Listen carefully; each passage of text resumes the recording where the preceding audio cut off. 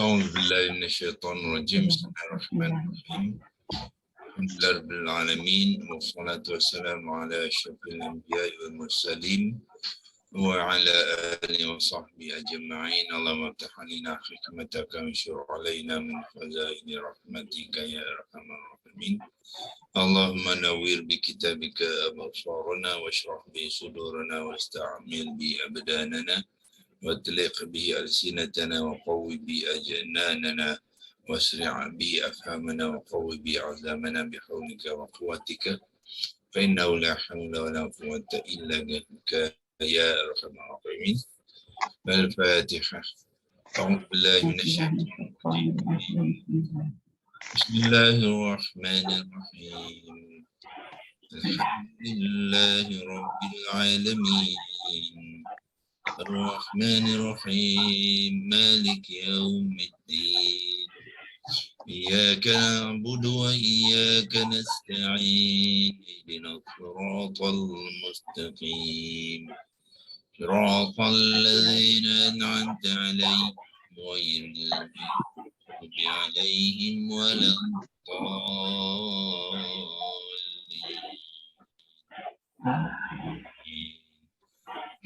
Okey, kita mengucapkan kesyukuran kepada Allah SWT.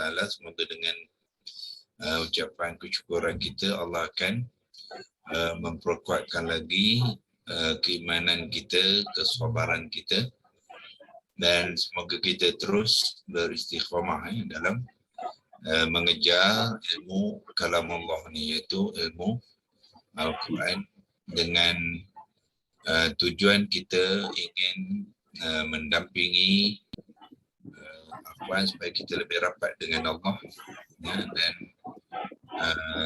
segala yang kena ada untuk keridaan Allah Subhanahu Wa Taala. Assalamualaikum Doktor. Waalaikumsalam warahmatullahi wabarakatuh. Okey, kita terus serahkan pada Hajah Wan Nurul Qalbi untuk buat latihan, ya. Kita semua sebenarnya masih dalam latihan, ya, termasuk saya pun, ya. Kita sama belajar, ya, dan berkongsi agar dengan perkongsian kita tu kita akan lebih mantap, ya, di dalam pembelajaran kita, ya. So nanti dia akan terangkanlah ayat berapa, ya, dan bagaimanakah prosesnya. Okey, silakan. Kebetulan Puan Azimah. Puan Azimah, bukan saya.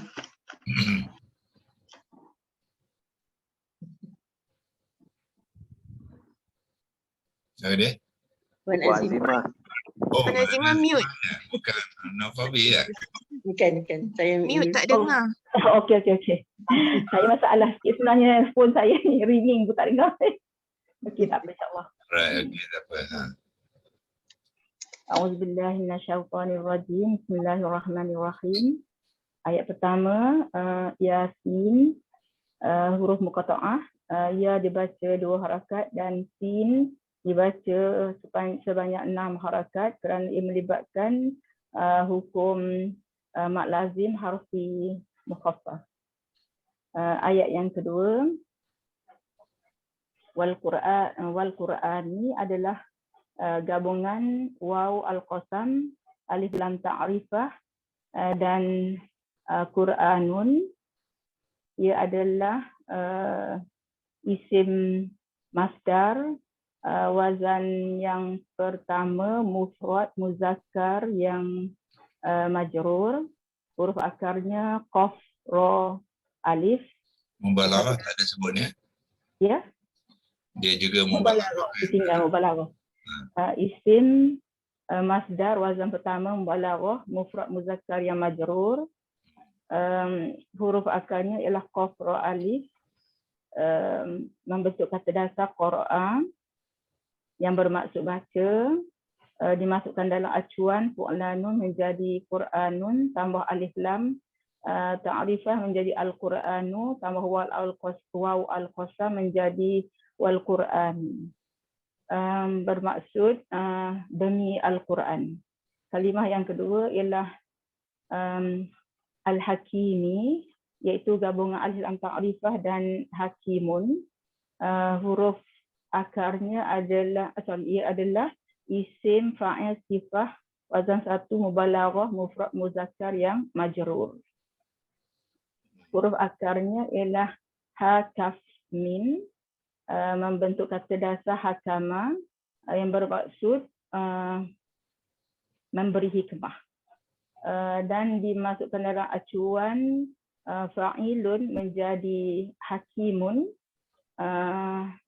tambah alif lam ta'rifah menjadi al-hakimu yang bermaksud memberi penuh hikmah, yang bermaksud penuh hikmah, dan ia dimajrurkan kerana ia adalah sifah kepada Al-Quran, menjadikan ia Al-Hakim. Jadi keseluruhan ayat bermaksud demi Al-Quran yang penuh hikmah. Ayat yang ketiga, innaka adalah harfun taukid dan nasab. Harfun taukid sebagai penegasan, harfun nasab menasabkan isim selepasnya iaitu ka, walaupun ia adalah mabni. Bermaksud sesungguhnya engkau, innaka lamina. Lamina adalah gabungan lam taukid dan min harfun jar. Bermaksud benar-benar dari, benar-benar dari, tetapi min yang nun sukun tu tadi dihidupkan kerana untuk kesinambungan dengan kalimah yang seterusnya untuk memudahkan sebutan. Kalimah yang ketiga adalah al-mustaqimin. Al-mustaqimin ada innaka laminal mursalin. Al-mursalin. Al-mursalin adalah isim fa'il, wazan yang isim maf'ul. Isim maf'ul, wazan yang keempat. Iaitu isim maf'ul, wazan yang keempat, jamak muzakkar yang majrur kerana harfun jar sebelum tu min. Jadi keseluruhan ayat ni bermaksud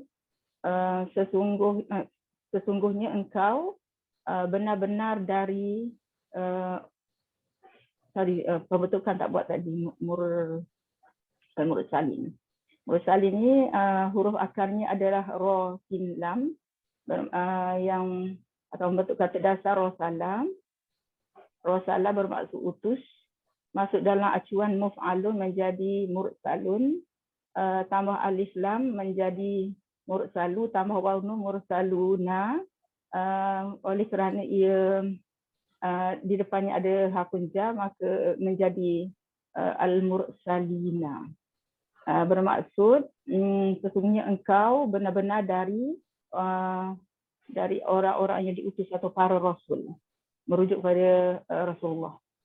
Ayat yang keempat adalah ala harfun jar, bermaksud atas. Ala siratin adalah kalimah asalnya siratun. Ia menjadi majrur kerana harfun jar ala, bermaksud jalan. Mustaqimin adalah isim fa'il sifah, wazan yang ke-10, mufrad muzakkar yang majrur. Huruf akarnya ialah qaf, waw, mim, membentuk kata dasar koma, kemudian masuk ke dalam acuan mustaf'ilun menjadi mustaqimun. Alif mat tidak boleh menerima baris, maka dipindahkan kepada qaf. Qaf menjadi baris bawah menyebabkan alif mat ditukar menjadi ya, Jadi keseluruhan ayat akan menjadi mustaqimin. Maksud keseluruhan ayat ala siratal mustaqimin, atas jalan yang lurus. Tadi qoma tu masih kesedasar bermaksudnya tegak, tapi bila ditukar kepada wazan yang ke-10, dia menjadi lurus. Kemudian ayat yang kelima, tanzila. Tanzila ni asalnya adalah isim masdar, wazan kedua yang mansub. Tetapi ayat yang ketiga ni, ketiga-tiga kalimah dalam ayat ni adalah isim, tidak ada fi'il. Jadi isim masdar yang mansub ini akan mengambil peranan, tanzila ni akan mengambil peranan sebagai isim maf'ul mutlak. Isim maf'ul mutlak ni mansub juga i'rab dia kan, doktor? Isim maf'ul mutlak ni dia Mansub. Dia mansub. Okey. Jadi pembentukan kalimah nun zai lam nazala bermaksud turun, masuk ke dalam acuan tanzilun, taf'ilun. Acuan taf'ilun menjadi tanzilun. Dan tukarkan ia menjadi mansub. Dia menjadi mansub kerana dia berfungsi sebagai isim maf'ul mutlak. Memang i'rab dia mansub. Jadi tanzila. Hilang tanwin. Ya? Dia hilang tanwin. Hilang tanwin kerana ia adalah mudhaf. Tanzilal al-aziz, ada dua isim yang berterusan. Maknanya tanzila ni adalah mudhaf. Tanzil al-azizi juga adalah mudhaf ilaih yang membentuk idhafah. Bermaksud tanzila tu bermaksud suatu penurunan. Kalimah yang kedua adalah al-azizi, gabungan alif lam ta'rifah dan azizun. Dia adalah isim fa'il sifah wazan 1 mubalaghah, mufrad muzakkar yang majrur. Huruf akar ain zai membentuk kata dasar azza, maknanya memperkasa. Dan masuk dalam acuan fa'ilun menjadi azizun, tambah alif lam ta'rifah al-azizu, oleh kerana ia adalah mudhafun ilaih, ia menjadi majrur al-azizi. Kalimah yang bermaksud maha perkasa. Kalimah yang ketiga adalah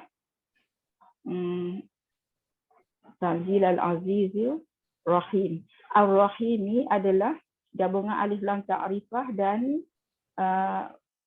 rahimun. Ia adalah isim fa'il sifah wazan 1 mubalaghah, mufrad muzakkar yang majrur. Huruf akarnya adalah ra, ha, mim. Rahima, kata dasar. Maksud menyayangi. Kemudian masukkan dalam acuan fa'ilun menjadi rahimun, tambah alif lam ta'rifah ar-rahimu. Oleh kerana ia adalah sifah kepada al-azizi, maka ia menjadi majrur, menjadi ar-rahimi, bermaksud maha penyayang.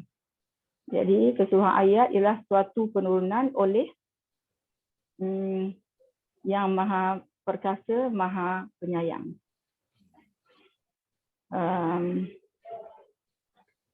Ayat yang ke-6.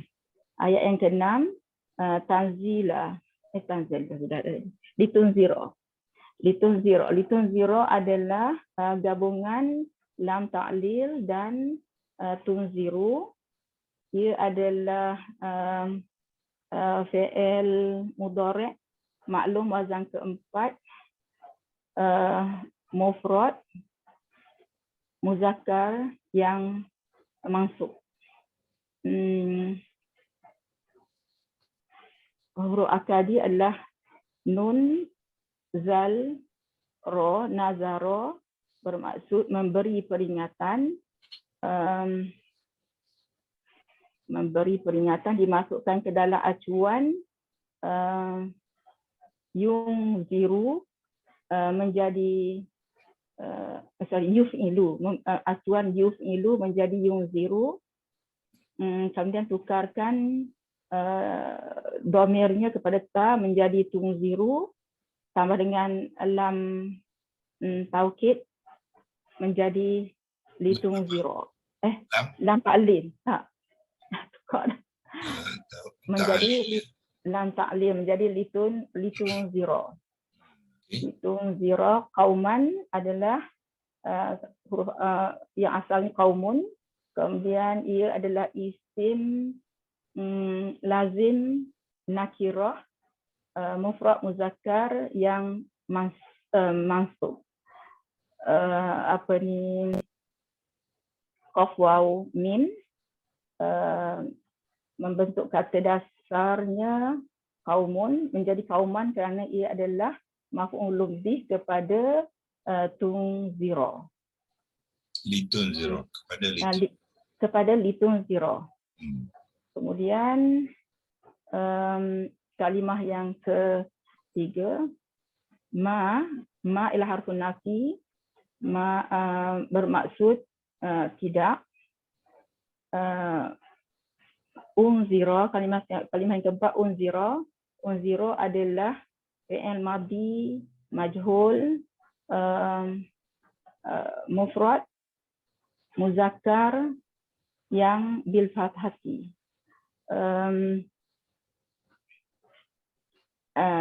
Ayat ni ma unzira aba'uhum ni adalah ayat majhul. Jadi dalam ayat ni tidak ada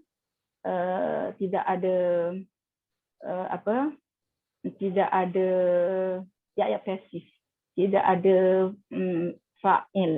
Maka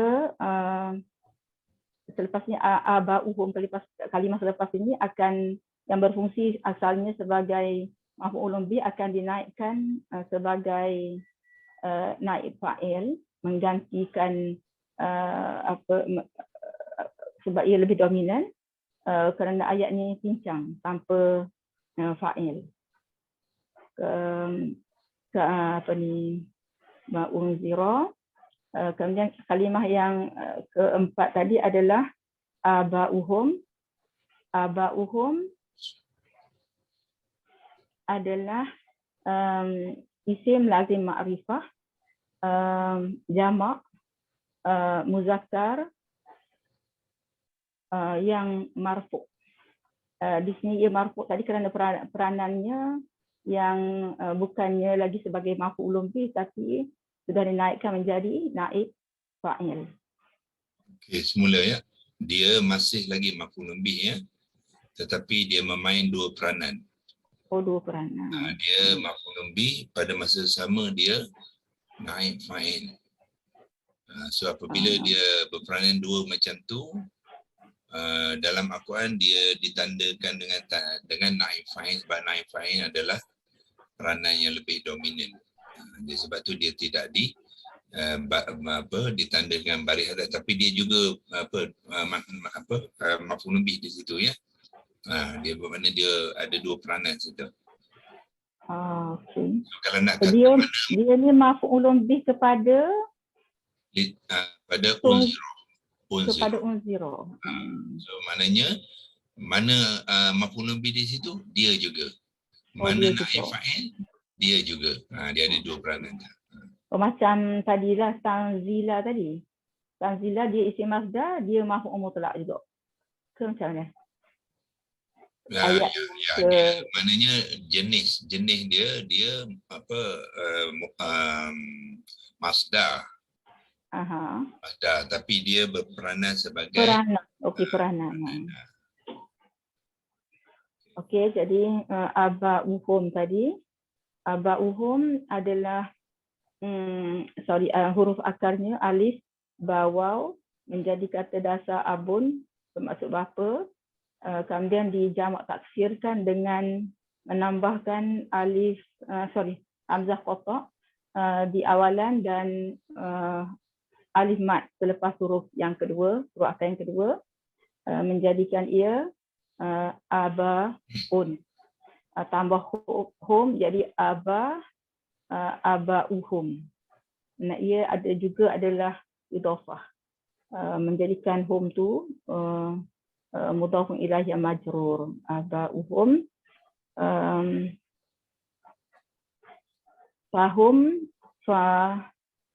Fahum adalah fa sababiyah.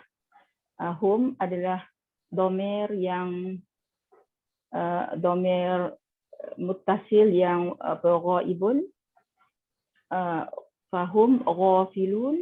Ghafilun adalah isim fa'il, wazan yang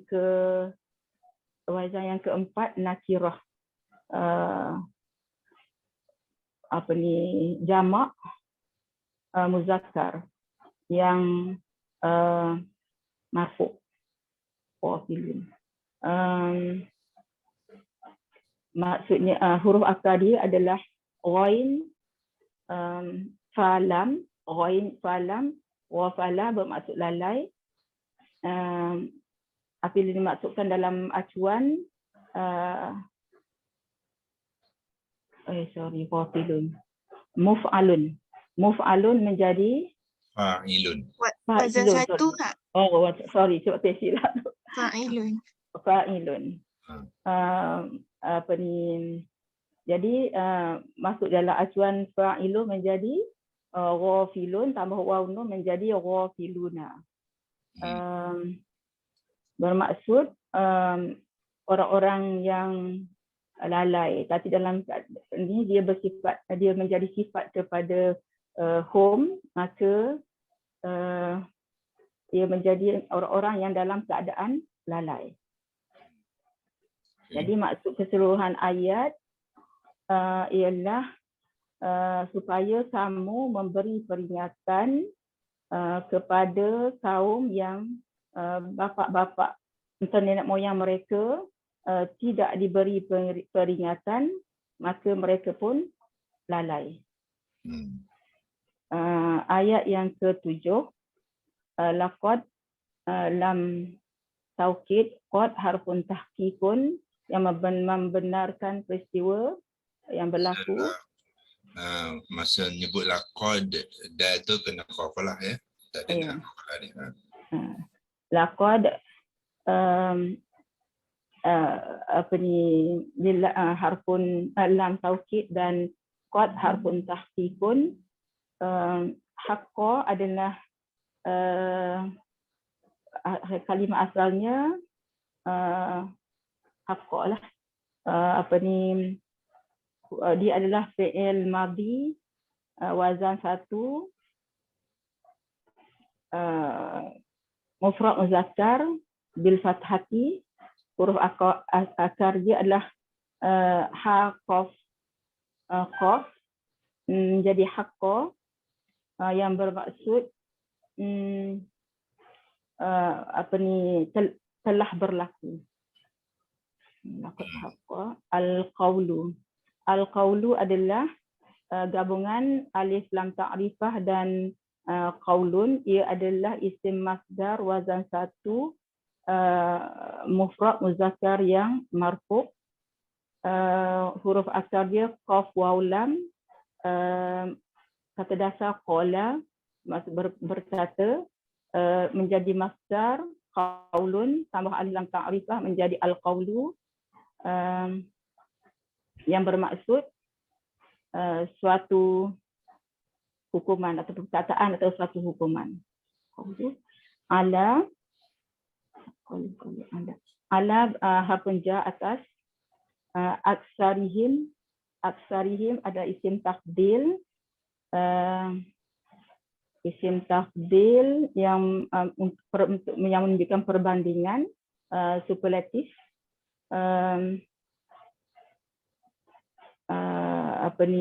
Huruf akar dia kaf, sa, ro, membentuk kata dasar kasura, maksud memperbanyakkan, masukkan dalam acuan aksaru, af'alu.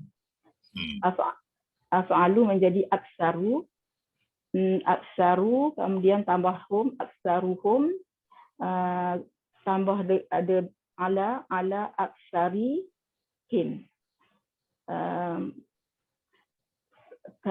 Kalau kasirun banyak, aksaru min lebih banyak, aksaruhum maknanya paling banyak, maknanya kebanyakan mereka. Fahum adalah fahum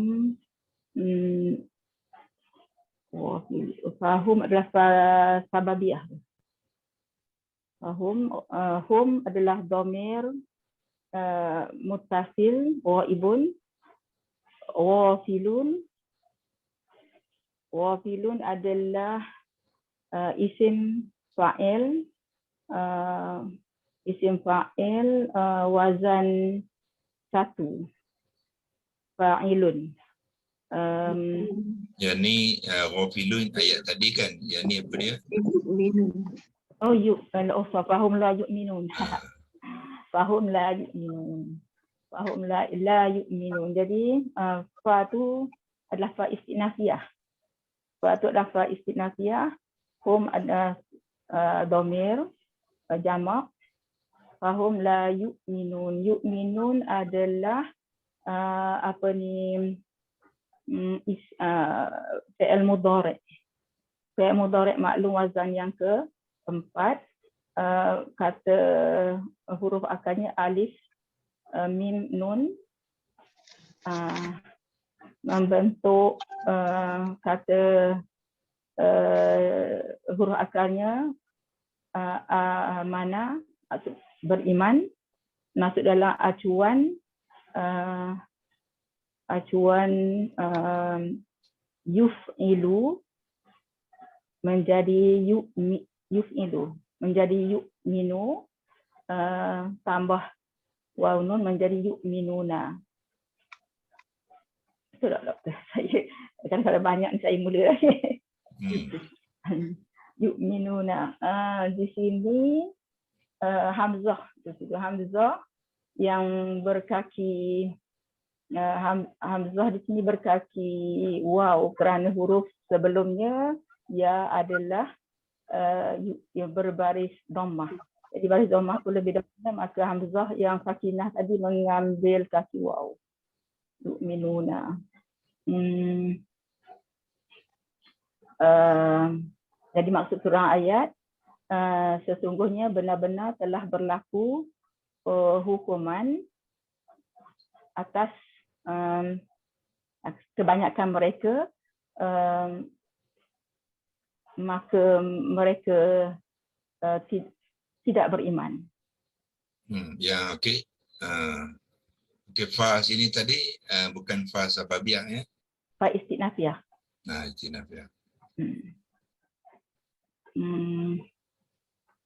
Ayat yang ke-8,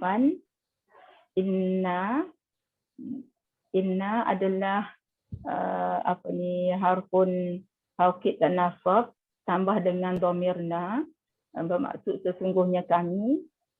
Ja'alna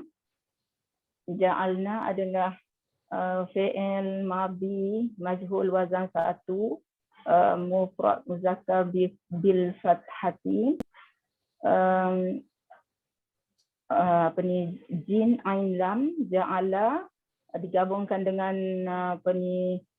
dhamirna, lam tu disukunkan menjadi ja'alna. Kemudian inna ja'alna fi a'naqihim. Fi adalah harfun jar. Inna ja'alna fi a'naqihim adalah gabungan a'nakun dan hum.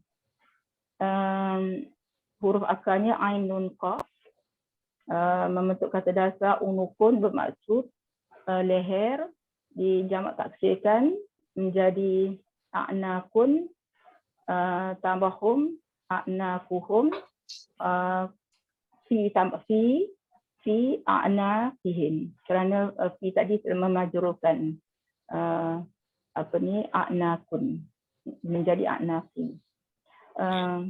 Fi a'nakihim aghlalan. Aghlalan adalah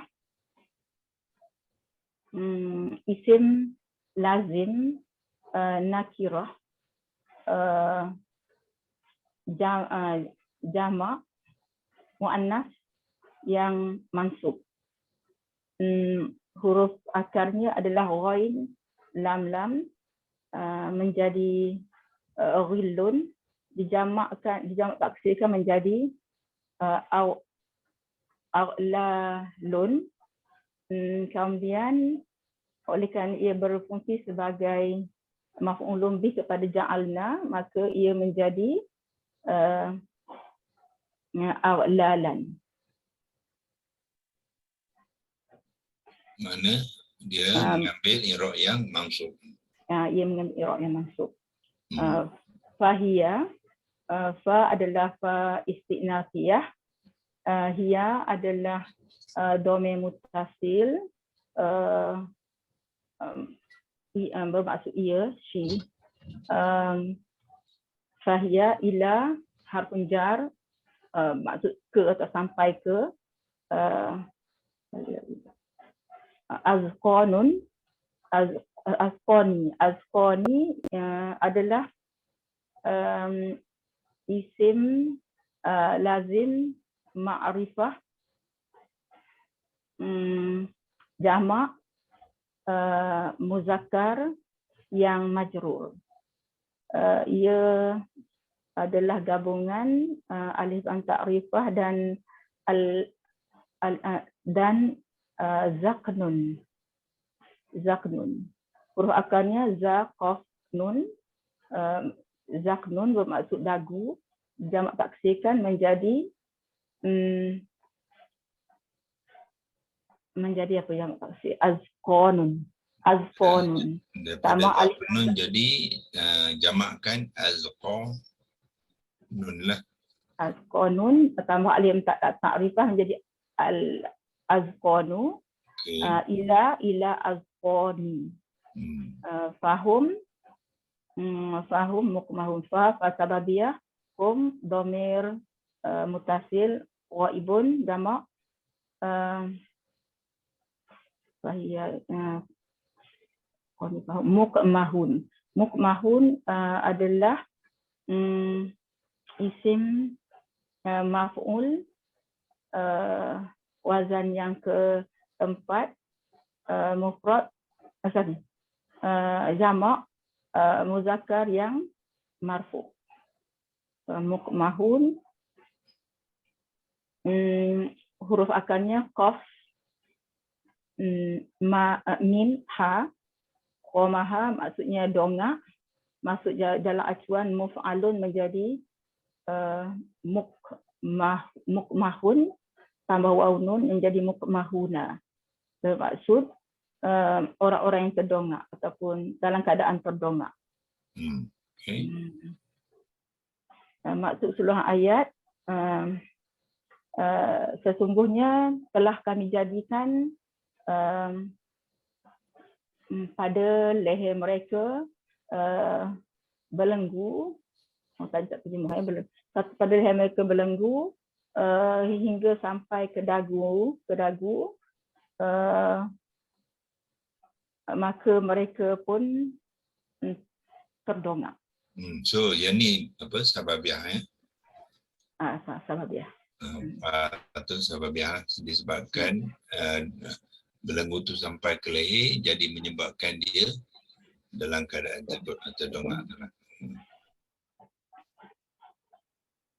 Kemudian ayat yang ke-9, waw, waja'alna, waw atifah, Ja'alna, seperti tadi pembentukan dia, wa ja'alna min baini, min baini aidihim ni adalah metafor. Dia ada perkaitan antara yang berpindah di sini. Min adalah harfun jar, bermaksud dari. Baini adalah isim zaraf makan, bermaksud antara. Min baini ada persaliannya jawa majrur. Aidihim adalah idhofah, dia sendiri idhofah. Dan baini ID juga adalah idhofah. Aidihim ni huruf adalah gabungan aidun dan hum. Huruf akarnya yadaya, membentuk kata dasar yadun bermaksud tangan, dijamakkan menjadi aidinun, tambah dengan hum. Jamak dia bukan aidinun ni, jamak dia aidin ya. Aidin, okey. Aidin. Mungkin tak silap dulu tu. Aidin jamak dia. Dan bari kasrah dan tanwin ya. Oh, jamak dia aidin. So apabila dia hilang tanwin tu, dia jadi aidin. bari dia kena tambahkan ya situ. ID. Jadi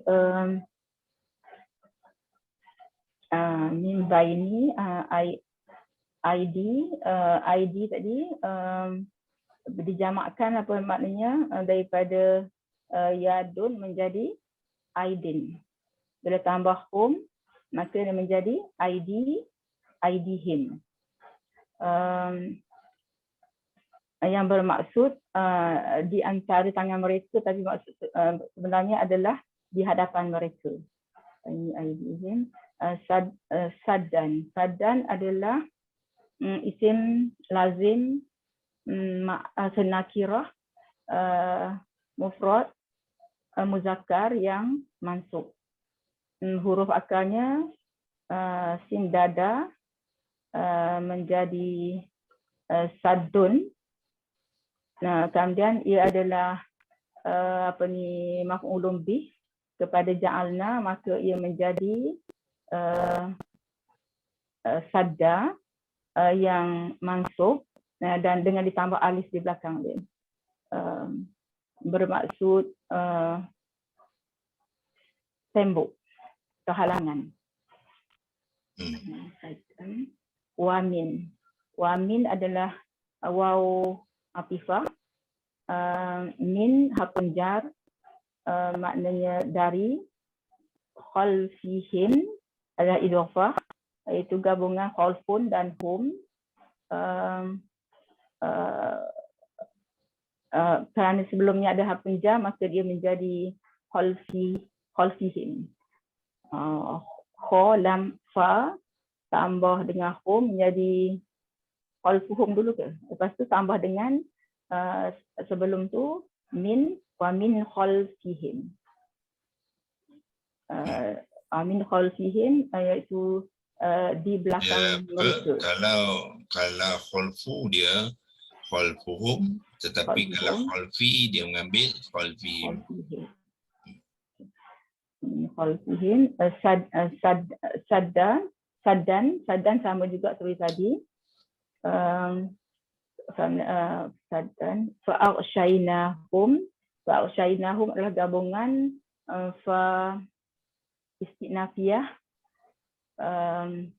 kemudian aghsha, na dan juga hum. Na sebagai fa'il dan hum sebagai maf'ulun bih. Huruf akar ialah ghain, shin, waw, washa. Kemudian bila membentuk kata dasar washa tu, waw ditukar menjadi ya. Sebab dia di hujung dia menjadi alif maksurah. Betul tak Dr.? Kalau katalah dia huruf dia ghain, shin, waw. Kemudian bila dia di kata dasar washa, maknanya waw ditukar kepada ya kan? Ya. Dan lepas tu bila Wa dia tak. Ke tak? Wa bertukar pada alif maksurah dulu. Wali masuk dulu. So maknanya kalau kalimah ghasya, dia alif maksurah. Okey. Bukannya makna dia jadi ya dulu baru tukar jadi alif maksurah sebab dia di hujung ayat. Tak ada. Tak. Sebab bila membina kata dasar, huruf ilah waw akan tukar pada alif maksurah. Okey. So bila dia bergabung dengan apa? Dan bergabung dengan na, so alif maksurah tu tukar pada ya. Okey. Okey, jadi pembentukan kalimah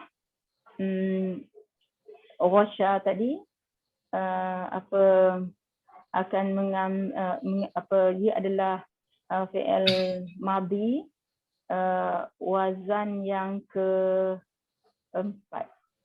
Madhi maklum ya. Madhi maklum wazan yang keempat.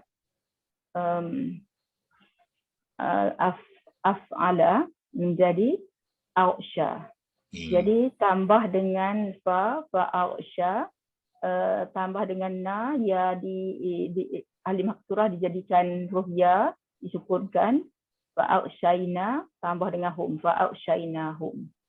Fa'a'syainahum, fahum la yubsirun. Fahum fa sababiyah, hum adalah isim domir muttasil ghaibun jamak, maksudnya mereka, maka mereka la hakun nafi, tidak. La yubsirun adalah fi'il mudhari' maklum wazan yang keempat, jamak muzakkar yang marfu. Huruf akar sod ba ro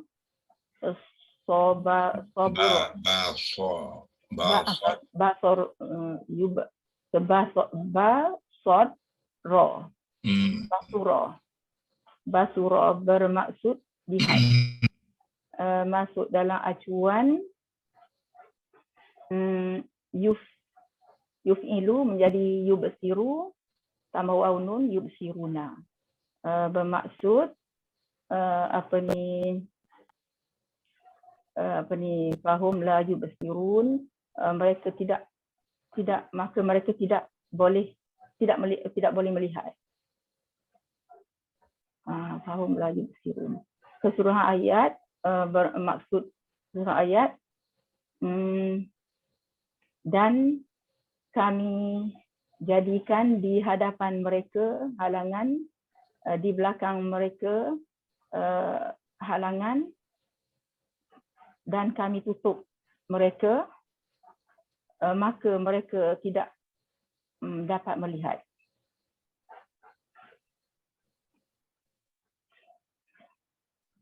Boleh tak?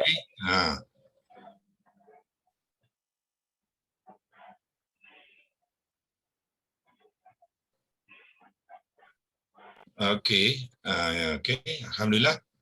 Nampaknya ya berjalan pembentangan yang sangat licin ya.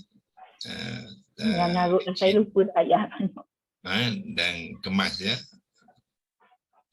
Yalah satu dua tu mungkin orang kata tersasul ya. Kadang saya pun ada juga tersasul. Tak apa ya, itu bukan makna tak tahu, tapi cuma dia kadang-kadang dia sangkut sikit je, tapi kalau kita sangkut apa kita buat, kita ulang balik je.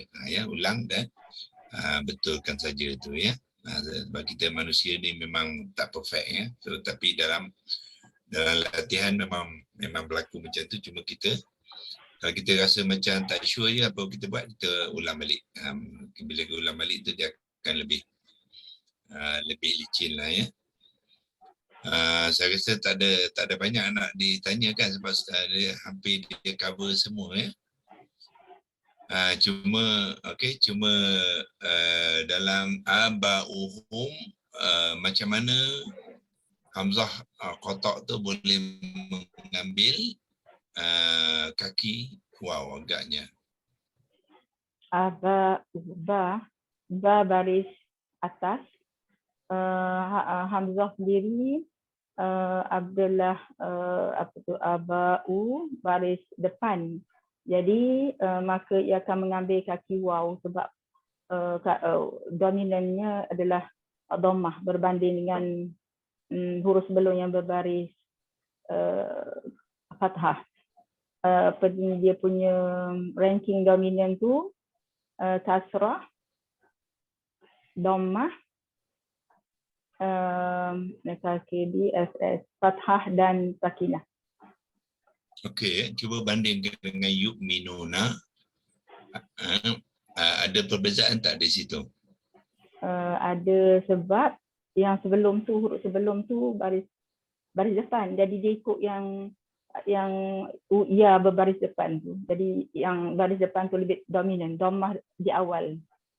Okey, kita betulkan sikit di sini ya. Okey, Hamzah tu kalau di dalam aba'uhum sebelum tu dia ada alif ya, alif mat. Alif mat biasanya kalau Hamzah yang ada alif mat dia tidak ada kaki. Yu'minu ya, lepas tu Hamzah dia tidak ada huruf mat sebelum Hamzah kan, ya terus ke Hamzah. Okey, so apa yang berlaku dalam aba'uhum sebenarnya sebelum ada hum, aba'u ya, Hamzah di hujung kalimah, aba'un lah, aba'un ya. So un tu tidak berkaki ya. Aba'un sebab dia di hujung kalimah. Ya, hujung kalimah ataupun di tengah kalimah, kalau Hamzah ni kalau ada huruf mat dia tak mengambil kaki dah. So dalam konteks itu sebelum ada hum, sebelum ada mudhaf ilaih, dia ialah ba'un, dia tidak berkaki ya. Okey, dia tidak berkaki, tetapi bila dia masukkan hum, so dia sudah tidak menjadi huruf yang terakhir lagi dah. Dia sudah jadi huruf di tengah kalimah pula. So bila di tengah kalimah walaupun ada alif tadi, maka dia mengambil kaki pula. Itu asal dia ialah sebenarnya dia tidak berkaki tu, aba'un dia di hujung ya. Yang bila di hujung tu kita panggil dia apa tu? Alif mamdudah ya. Ada alif mat dengan hamzah tu. Dia aba'un tanpa kaki. Dia berkaki tu apabila ada hum. Bila masuk hum tu dia barulah dia sudah menjadi hamzah yang di tengah kalimah. Tu bila tengah kalimah tu baru dia boleh mengambil kaki. Jadi walaupun dia ada huruf mat ya yang di sebelumnya. So kalau dia di hujung, dia tidak boleh berkaki lah dia. Kalau ada kaki dia kena gugurkan kaki itu. Dalam kes ni doktor dia bandingkan dengan yang mana dia punya tu? Dia still bandingkan dengan ba ke tak banding dengan ba? Apa dia? Untuk ni kan yang dia berkaki waw juga akhir ni. Yalah sebab dia akan guna ba lah, baris ba dengan cuma sebab awal-awal tu pembentukan awal. Ya, so bila nak menentukan kaki tu kena guna jugalah.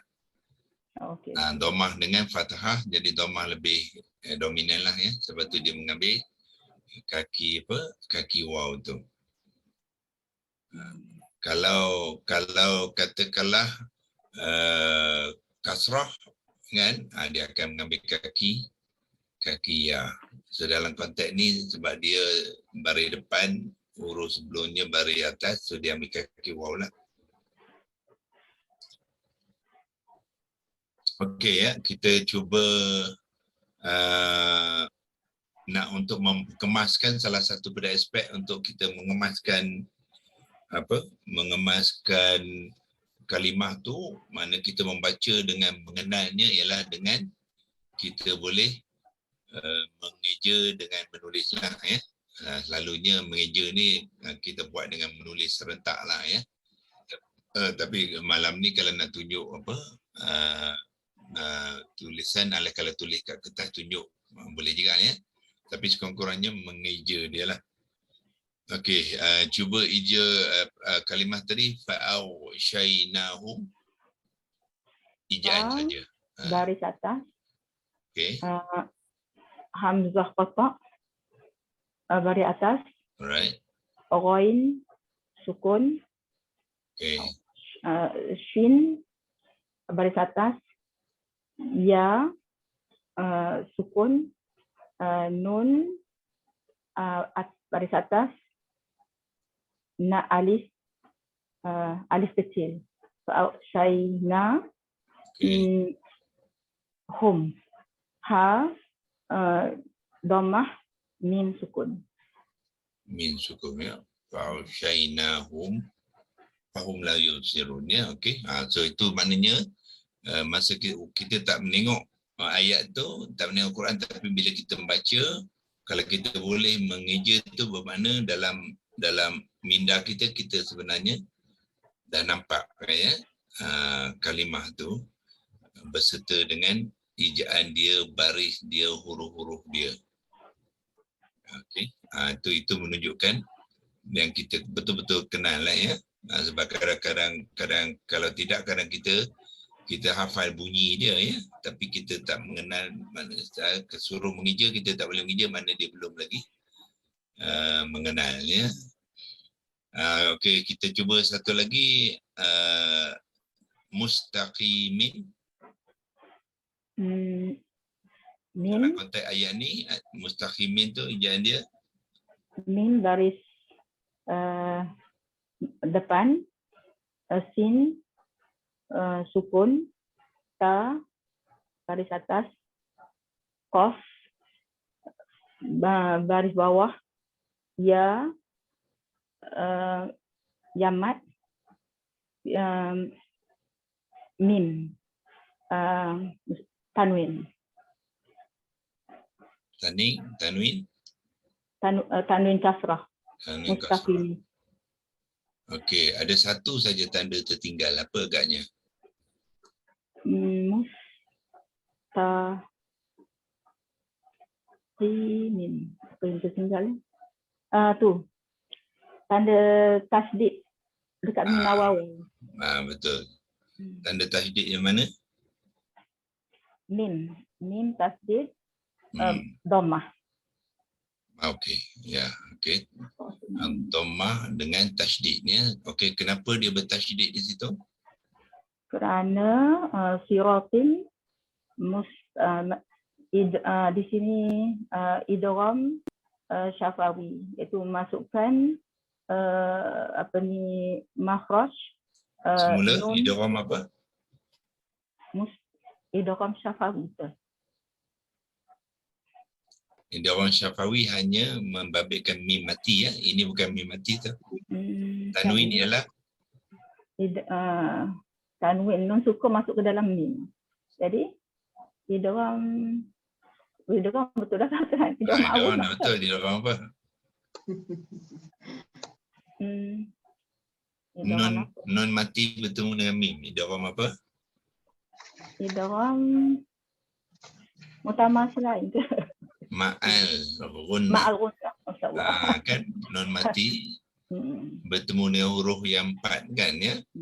Itu semua apa? Ma'al ghunnah.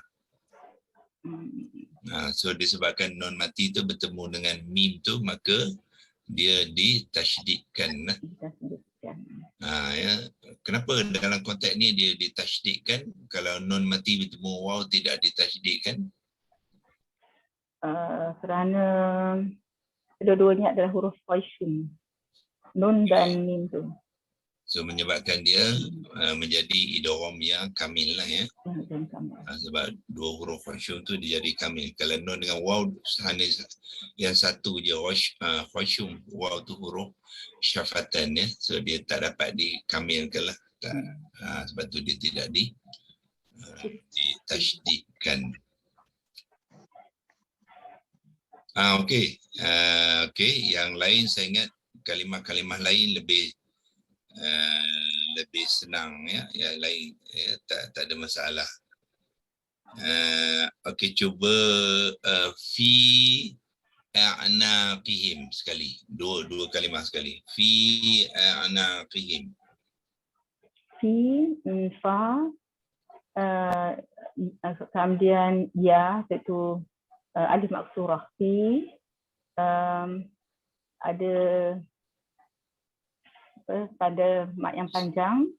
Okey, semula fa dengan Fa dengan alif maksurah, panggil yang ya yang tak ada tu. Fi, itu bukan alif maksurah tu, itu ya tu huruf ya ya. ya, huruf ya. Oh. Alif maksurah apa, fa baris bawah tak boleh alif maksurah. Alif maksurah tu alif mat ni. So mesti ya lah tu. Fi, saya selalu faham yang kalau ya di hujung kalimah tu jadi alif maksurah. Bukan. Tak Dia adalah ya yang tidak bertitik. Itu dipanggil sebab ya semua huruf ya di hujung kalimah dia tidak dititikkan. Tapi dia ya, bukan alif maksurah tu. Bukan alif maksurah. Kalau alif maksurah dari segi hukum tajwid dia salah sebab huruf alif maksurah huruf sebelumnya mesti baris atas. Dia alif mat, alif maksurah alif mat ya. So itu adalah ya. Okey. A'naqihim, hamzah qata baris atas, ain sukun, nun betul ke? Fi a'na kan? Ain lah. Fi a'naqihim, so ain bukan betul tak betul? Ain kan? Ain ya, Ain yang sukun, kemudian nun baris atas, na ada alif kecil, na qaf baris bawah, ha baris bawah, min sukun. Fi a'naqihim, tapi fi tu dengan a'na tu ada alif, tanda alif yang panjang tu. Panjang ni? Mat jaiz munfasil. Apa dia, bukan alif ya? Ya dengan tanda panjang. Huruf ya. Baris tu panggil apa doktor? Baris yang berlengkuk tu? Tanda panjang cukup lah. Tanda panjang. Ada orang kata tanda parang lah, ada tanda tanda misai lah, kan? Tak sesuai. Dia apa, memanjangkan huruf, tanda yang memanjangkan daripada 2 kepada 4 harakat. Kita sebut dia tanda panjang lah. Kan, ya? Okay, right. So fi a'naqihim, okay. Ejaan tu okay. Ain di situ adalah ain yang sukun ya. Okay, cuba terangkan berapakah sifat dan apakah sifat kepada ain yang sukun tu? Ain yang sukun. A'naqihim, yang pertama jahar. Okay. Kemudian tawassut, kemudian apa qalah kan ta dia sebab ujung dia ta tu ya. Tawassut. Kalau tak bunyi ta nanti ejaannya jadi ta pula ya. Tawassut. Lepas tu dia adalah infitah. Okey, infitah. Infitah. Pedasnya pedaskan supaya dengar. Infitah, kemudian istifal, dan dia adalah istifal, izlaq dengan bukan izlaq, ismat. Tebalkan kalau tidak dibunyi sin ya. Ismat. Ismat. Kalau tak tebalkan dibunyi sin, ismat bukan ya. Ismat. Swat dia ada apa? Itbaq ya. So kena itbaq dia, itu dibunyi berbeza dengan sin ya. Okey, iaitu huruf ghain yang sukun ya. Lepas tu ada huruf huruf ain yang sukun. Lepas tu ada kalimah aulalan ya, aulalan, ghain pula yang sukun. Okey, apakah sifat kepada ghain sukun? Aulalan. Ghain. Aulalan adalah yang pertama jahar, raqawah. Raqawah. Okey. Kemudian dia adalah infitah. Infitah, istifal. Dia bukan istifal ya. Dia istila atau tinggi, atau istila, dan ismat. Ismat ya. So maknanya ghain sukun dengan ain sukun, apa perbezaan dia sifat? Berapa perbezaan dan apakah perbezaan dia? Dari segi raqawah tadi, ain dia tawassut, ghain tawassut, ghain dia raqawah. Kemudian ain ni dia huruf yang rendah, istifal, ghain istila. Istifal. So ghain isti'la. Okey. So macam mana cara memujikan isti'la dan istifal? Isti'la ni kalau istifal tu yang normal, yang rendah biasa. Ya. Isti'la ni maknanya tinggi. Meninggikan ya. Meninggi. Dia meninggi, sifat dia tu meninggi. Jadi macam mana nak meninggikan bunyi huruf tu? Ghain ni kalau maknanya bahagian tengah lidah tu diangkat ke lelangit. Pangkal, bukan tengah ya? Saya confused, angkat tengah kan angkat pangkal. Angkat. Angkat supaya ke lelangit lembut ke dia angkat ke anak, angkat ke atas anak. saja, angkat ke atas saja. Bukan kena ke anak tekak ke tak tu? Supaya sempit tu. Dia bila dia terangkat tu dia terkena anak tekak lah. Sebab dia kedudukan ghain tu dia bawah anak tekak tu kan. So bila kita angkat dia tu dia akan terkena anak tekak tu lah.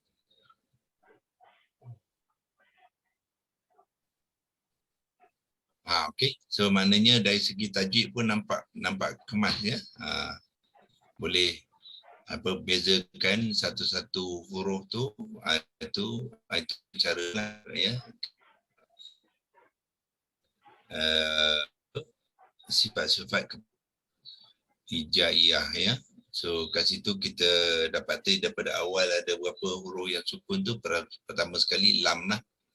Ya, lam yang sukun, wal Qur'an ada dua tu ya. Satu lam yang sukun, lepas tu ra yang sukun. So kalau lam yang sukun dan ra yang sukun tu apa berbezanya dari segi sifat? Perbezaan. Sifat tunggal. Sifat tunggal berbeza. Ra ada dua sifat tunggal iaitu inhiraf dan takrir. Lam ada satu sifat tunggal, inhiraf saja. Okey, lagi? Lain pada tu, sifat berlawanan apa beza dia? Ya, sama. Sifat ni. Ra adalah ra tu tawassut. Lam pula lam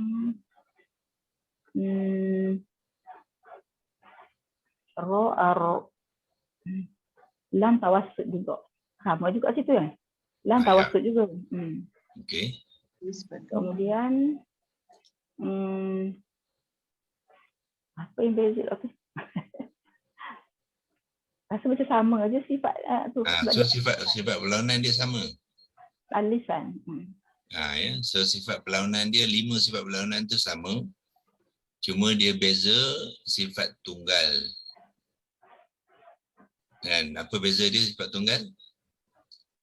Sifat tunggal tadi lam inhiraf, Ya. itu melencong. Yang ra ni dia ada 2, inhiraf dan takrir. Takrir. Berulang Okay. 2 kali. Kemudian dia ada satu lagi sifat. Ra. Tu Yang lam sifat tak ada. mendatang. Sifat mendatang. Okey, sifat apa tu? Tahkim dengan tarkib lah. Tahkim dan yang tebal dengan Dalam konteks ni apa? Hur. yang tebal lah. Itu sifat apa? Tafkim. Tafhim. Tafkim. Ho baris bawah. Tafkim. So dia ada sifat menebal disebabkan oleh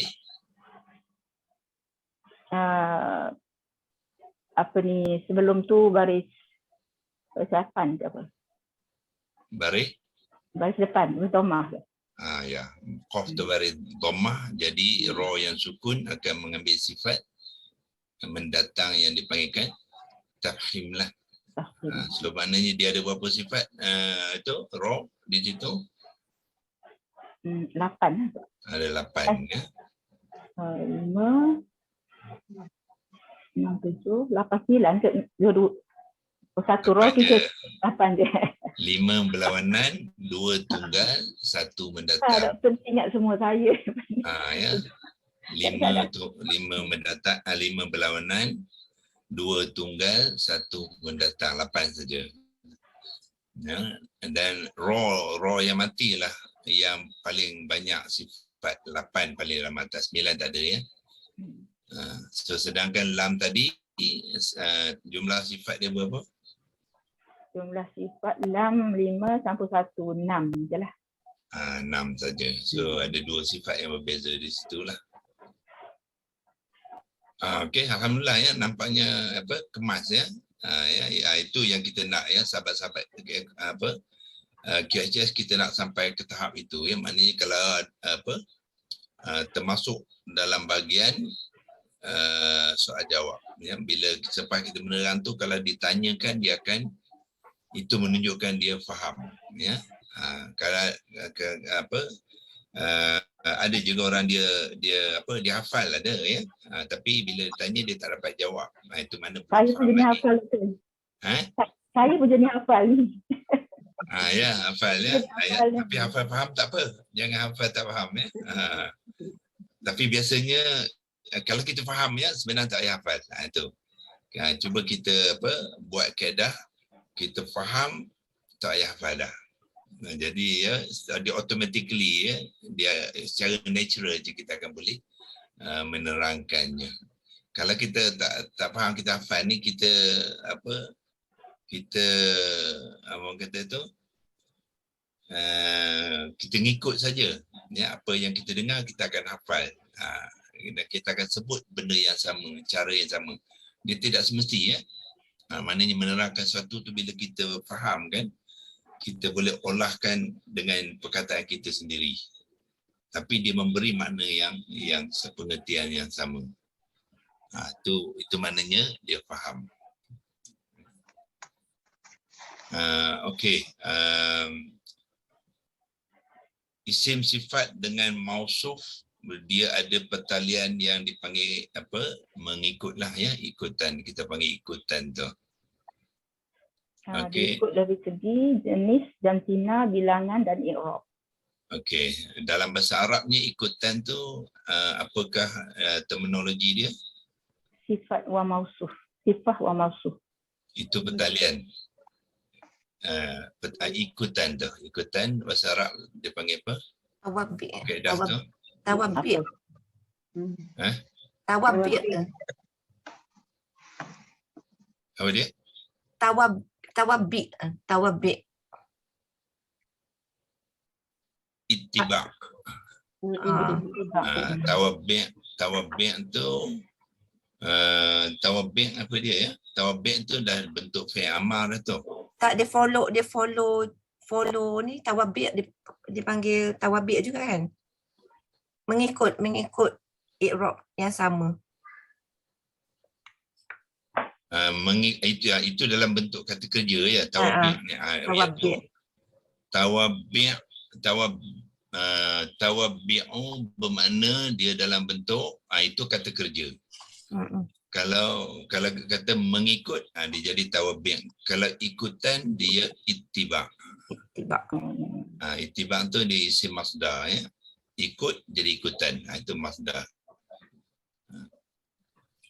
Kalau tawabbi' itu dah jadi dah fi'il mudhari' wazan berapa tu? Tawabbi'. Bukan tu. Tasdid kan. Tawabbi'. Wazan 2. Wazan 2. Takutlah tembak wazan 2 lah. Wazan 5 yang tasdid. Wazan 2 lah kot tak? Tasdid huruf kedua. Tapi dia ada waw tu ya. Mana datangnya waw tu? Tawabbi'.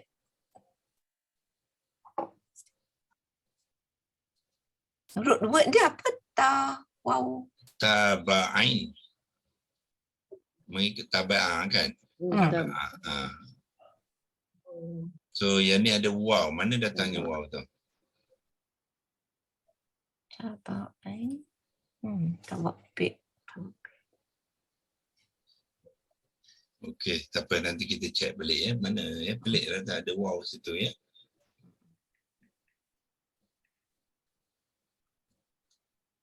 So tapi kalau ittiba' tu, itu tak ada masalah lah. Itu memang dia punya masdar dia ya.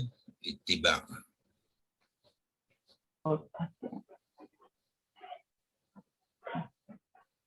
Okey, Haji Arifin. Ada soalan untuk kawan kita?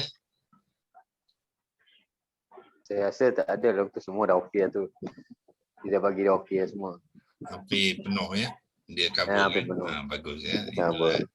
Dari segi maknanya saya pun memang tak dapat tu, doktor. Nak bagi dia punya sifat-sifat huruf tu. Saya nak cari satu kaedah. Satu kaedah saya nak cari, memang belum dapat lagi. Maknanya saya nak buat pecahan huruf tu, dia supaya saya senang ingat. Belum dapat lagi. Sekadang saya tengok, saya renung macam mana saya nak kalau kita menghafal ni memang tak boleh. Huruf banyak. Yang sifat huruf? Sifat-sifat dia.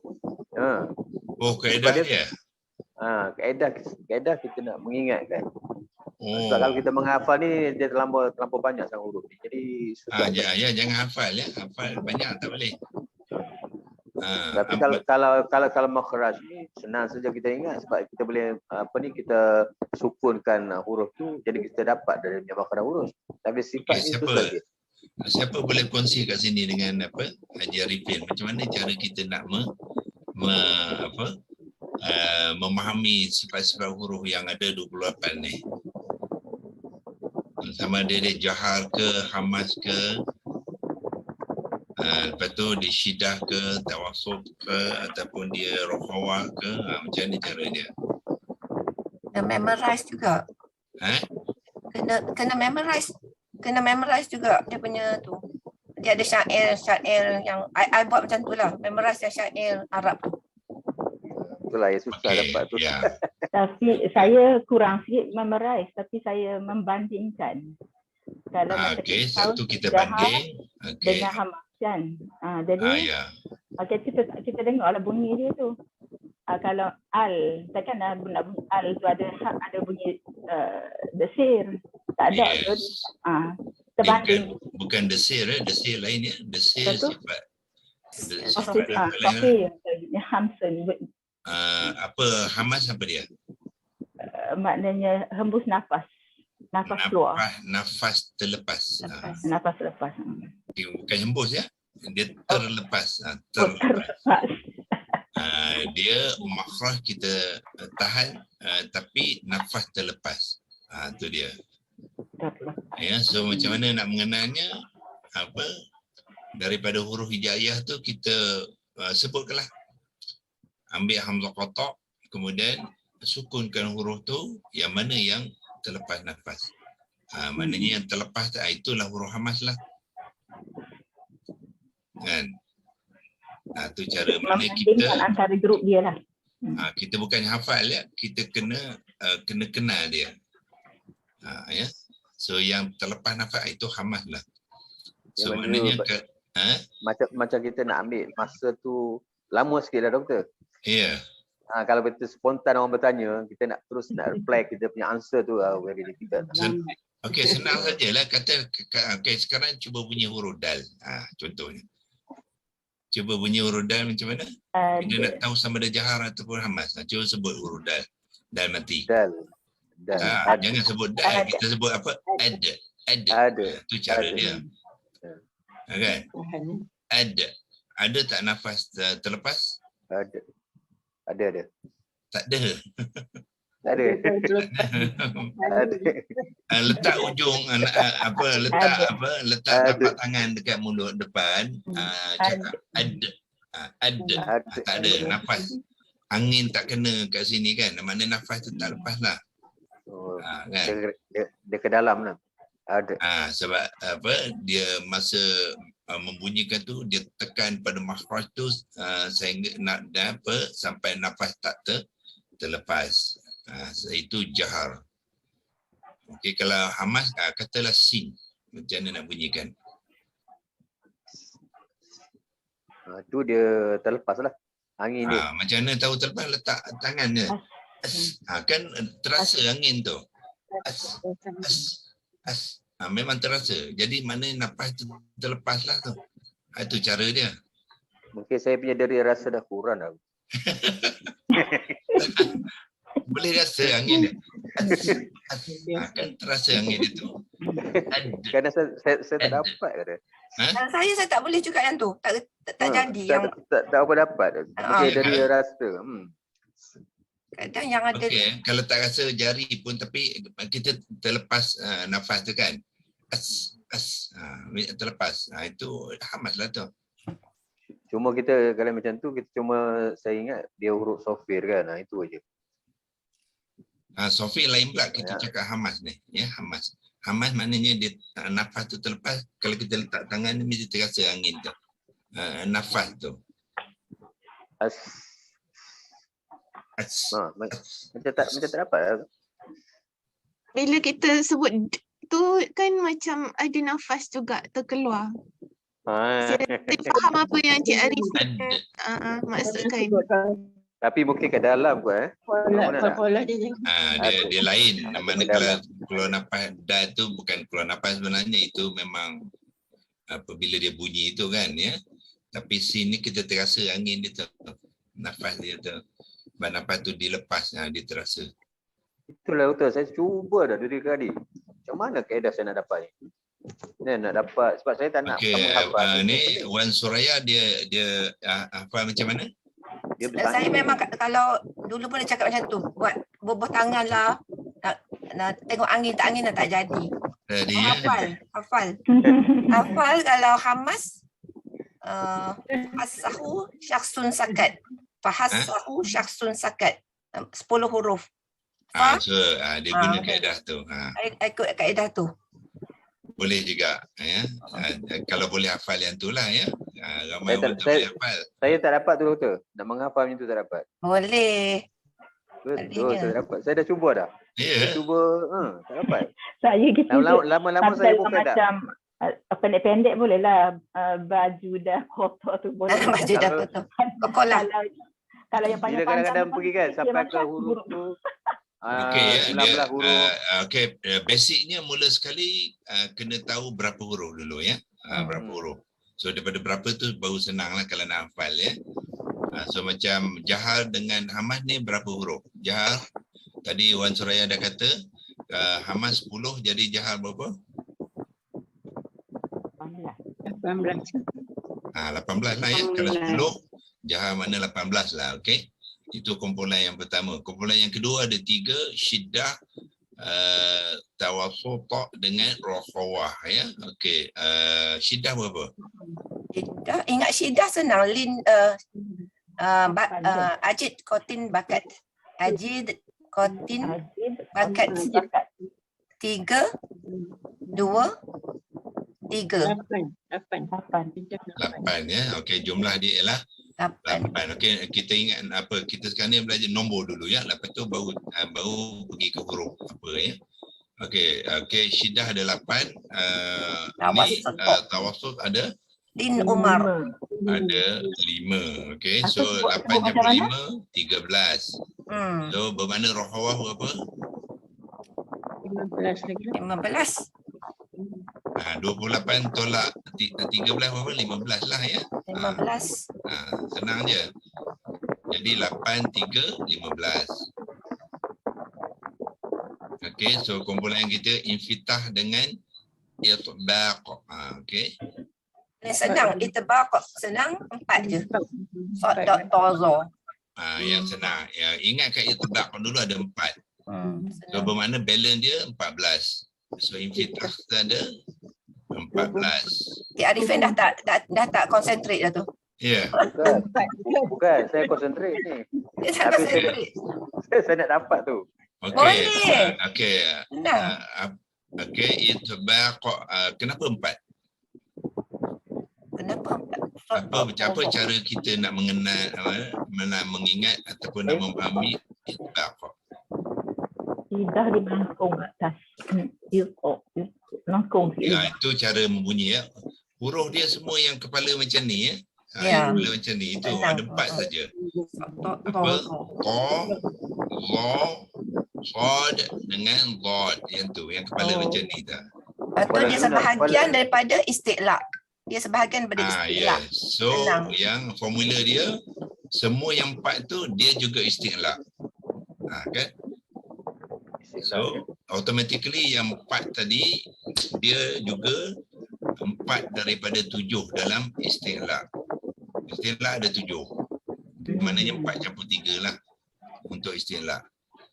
So manakala kita kenal itbaq 4 ya, bila pergi ke istiqlaq kita dah tahu apa yang 4 dalam istiqlaq tu, lepas tu campur saja yang 3 saja. Jadi 7. Okey, yang 3 tu apa dia? Ghain, ain, qaf, kha. Okey, ghain, qaf dengan kha ya. Ghain, qaf dengan macam mana nak mengingatkan kumpulan 3 ni? Senang je, dia huruf halqum dekat-dekat. Dia semua huruf keliling anak tekak. Dia yang hampir dengan anak tekak 3 huruf ni. Ghain kha dia paling atas sekali halqum dekat bawah anak tekak, qaf pun bawah anak tekak. Tiga-tiga tu anak tekak punya huruf lah. Itu sifat apa tu doktor? Istiqlaq. Istiqlaq apa 7 jadi lawan dia apa? Apa satu? Istifal. So bermakna istifal berapa? 21. 21 lah. 21 lah kan? Bukan susah pun. Guna matematik je. Dan akhirnya ialah ismat dengan islaq ya. Ingatkan yang kecil itu dulu ya. Jangan ingat yang besar dulu, ingat yang kecil dulu, iaitu izlaq ada 6. Farra min lubin. Farra min lubin. Farra mim nun lamba. Farra min, banyak huruf bibir. Dia 3 huruf bibir, 3 huruf langit-langit. Kan? Ya. Langit-langit itu non Lam, nun, ro ro. dengan lam 3. Lepas tu Lam, bibir ro, dia apa? Wow. Wow tak ada. Except wow. Oh, okay. Sorry ya. Mim. Mim ba Fa. Mim fa. fa. Ialah fa. Mim fa. Tak ada wow je. Wa tak ada ya? Tu dah ingat dah tu. Depan ni boleh dah. Depan Suraya. Depan Suraya ni boleh saya ingat. Suraya tak ada tu, terlupa balik dah. Ingat, insyaAllah. Huruf BP ada 4, tolakkan waw. Senang je, okay? Tolakkan waw tu yang 3 tu izlaq lah ya. So bila izlaq ada 6, apa ni? Ismat ada berapa? Izlaq ada 6, Ismat ada 24. 22. 22. 22 lah ya. 6 campur 22 jadi 28. Saya make pun fail lah kan. Okey, itu apa sifat perlawanan, okey. Now sifat tunggal pula. Okey, okey. Berapakah semua sekali sifat tunggal? 7 dah. Ada 7. Okey, apa dia? Qalqalah, Okey. Sofir, Okey. Tafashi.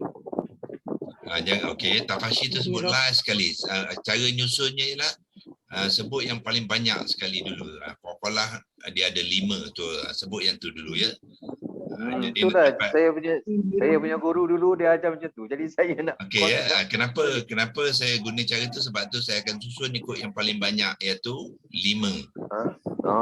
okey. 5 3 2 5 3 2 2 lepas tu 1 1 1. Ingatkan nombor tu. Nombor tu macam nombor telefon orang Shah Alam ya. 5 3 2 2 1 1 1. 5 3 2 2 1 1. Oh salah apa tu doktor? Nombor telefon siapa tu? Yang 5 tu ialah qalqalah. Okey, yang 3 tu apa dia? Sofir. Sofir. Yang 2 Lin, inhiraf, takhir. nak mula dengan lin pun boleh, nak gunakan inhiraf pun boleh sebab dia tu dua-dua juga, 2 dan 2. Okey, lepas tu 1 1 1 apa dia? Takhir, tafashi, dan istiqalah. Dan istitalah. Okey. Takrir, tafashi, lepas tu istitalah. Ini semua 1 1 1.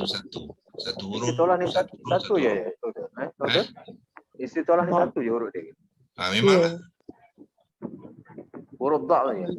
Dia huruf dha' saja. Okey. Takrir huruf apa? Ra saja. Lepas tu tafashi. Shin. Sad. Shin. Tafashi. Shin. Satu. Shin lah ya. Satu. Lepas tu itu tolak god. Itu saja yang 1 1 1. Okey, qalqalah ialah 5 kan. Yang atas sekali 5 3 2 2 1 1 1. Itu cara nak ingatkan ya. Kalau qalqalah tu ingatlah saya ada sifir dia tu. Apa? Qaf, Ba, Jim, Dal. Ingatlah itu. Lepas tu Sofir pun ingat nak. Huruf yang siulan tu kan. Sin, Zai. Macam mana nak ingat ke huruf Sofir tu? Saya ingatkan pada dululah guru-guru mengajar tu dia kata huruf siulan. Ingatkan pada Unggas dia kata kalau macam Zai tu dah bunyi apa dia kata lembah. Banyak cara ya. So apa? Itu cara mana dia bila kita nyebut tu dia ada Sofir dia lah ya. Itu satu. Yang keduanya tiga-tiga huruf ni dia dalam satu kumpulan makhraj dia. Di mana makhraj bagi tiga-tiga ni serupa saja. Makhraj huruf dia. Ujung lidah. Ujung lidah apa kita buat untuk menyebut huruf ni? Mengenai langit. Mengenai gigi atas. Belakang bawah. gigi kaki. Bawah. Belakang gigi bawah. Belakang gigi bawah. Tiga-tiga ni belakang gigi bawah. Lidah kita tekan ke belakang gigi bawah. Saya cepat bosan sebab tengok doktor mengeling tadi. Dia tiga-tiga semua kat situ. Ingatkan yang Sofir semua yang tu je. Kumpulan tu je ya, iaitu sin, zai dengan qad. Itu Bila doktor bagi soalan spontan kan, saya nak bagi jawapan secara tu lambat. Saya nak terus model lama. So makhraj dia sama, cuma sifat saja dia berbeza ya. Sifat, melainkan sifat tunggal dia semua tu ada 3 sifat tunggal. Sifat launan dia berbezalah ya. Okey, lepas tu lin, lin memang tahu kan sifat lin. Huruf ya dengan huruf waw. Ya. Kan? Ya, baris di atas lah. Lin. Ya sukun, bukan ya baris atas. Iyalah, maknanya lin tu maknanya ya sukun dengan waw sukun lah. Tapi sebelum dia mesti berbaris di atas lah semua. So huruf sebelumnya baris atas lah ya, tapi dia tu adalah sukun, waw sukun dengan ya sukun ya. Okey. Lepas tu inhiraf, 2 lagi. Apa huruf dia? Inhiraf ni dia macam melencong kan? Lam dengan huruf ra lah. Lam dengan ra saja ya. Tu. Okey, habislah ya. 5 3 2 2. So yang lain tadi 1 1 1 lah. So yang satu yang tadi lah takrir, tafashi dengan istitalah. So takrir apa makna dia? Bergetar, berulang, bergetaran. Bergetaran, tafashi berhemburan. Ya, udara tu berhemburan. Masa menyebut tu dia berhembur udara. Yang tu hanya berlaku pada shin saja ya. Ash. Itu dia makan tafashi tau. Dan akhirnya istitalah. Apa dia mana istitalah? Memanjangkan Panjangan. apa ni, daun lidah tu dia betul. Makhraj dia memanjangkan. Dia daripada kalimah apa tu? Tawilun. Ya, daripada tawilun jadilah istitalah. Tawil itu panjang lah ya. Tawilun maknanya panjangkan ya. Qasirun pendek, tawilun panjang. Kan kita ada belajar mat silah tawilah kan. Tawilah tu kan panjang. Mat silah tawilah. Lepas tu mat silah qasir kan ya. Satu pendek, satu panjang. So istitalah tu daripada perkataan tu lah menjadi istitalah tu dalam bentuk masdar lah tu, masdar wazan ke 10. So maknanya menyebut huruf dha tu kita kena berpanjangan. Itulah hanya berlaku pada huruf ya dha sajalah. Doktor, macam mana nak membunyikan makhraj apa ni waw yang lin ni? Waw yang lin? Lin apa makna dia? Au ke? Au macam nak Lembut. Au. Udah. Au. Waw muncung tapi jangan tutup. Muncung tapi jangan tutup lah. Au. Ya. Au. Ai. Tu lin lah tu. So dia sepanjang berapa? 2 harakat ya. Sebab pada masa yang sama dia juga menjadikan sifat lin. Sifat lin ialah 2 harakat. Fa'au syai, itu lin lah tu. Fa'au syaina, itu lin lah tu. Sifat lin lah tu. Huruf ni dipanggil al-jawfi, al-jawfu ke huruf ni? Al-jawfu alif wawiyah saja. Tak sama dengan ni, tak sama dengan mat huruf lin ni. Tak sama. Tak sama. Dia disebut, hurufnya disebut, sedang huruf alif wawiyah tidak disebut. Kita tidak membunyi huruf alif, tidak membunyi huruf waw, tidak membunyi huruf ya mat ya, alif mat, waw mat tidak membunyi. Kita membunyi huruf sebelumnya saja. Sepanjang 2 harakat. So alif kita tidak sebut. Macam kita mim dengan alif kan. So kita sebut mim tu alif kita tidak sebut. Yang kita sebut ialah ma, mim tu kita sebut. Alif tu hanya berfungsi untuk memanjangkan ma tadi. Tu dia fungsi. Kita tak sebut Kalau alif dia tu.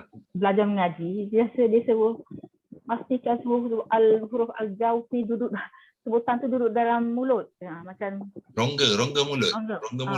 Rongga mulut maknanya apa? Di antara lidah dengan langit-langit. Dia lalu di situ. Dia lalu, dia tidak dibunyikan, dia hanya bunyi huruf dia, bunyi huruf sebelum dia tu, ya, dengan dia memanjangkan huruf tadi lalu rongga mulut. Dia melalu saja rongga mulut. Itu dipanggil al-jawfu ni. Sedangkan waw kita sebut huruf dia konsonan tu ya. Dia bukan huruf ni, bukan huruf mat, dia huruf au. Kita sebut waw tu. Lau, walau, ka, walau. So waw tu disebut. Bagi tu dia ya. Mana dia tak sentuh pada langit-langit tu ya. Dia cuma melalui atmosfera je lah, tak sampai ke langit lah.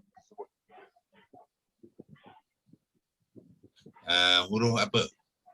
Yang tadilah al-jawfu. Ya, al-jawfu dia lalu je. Kita tidak bunyikan huruf dia.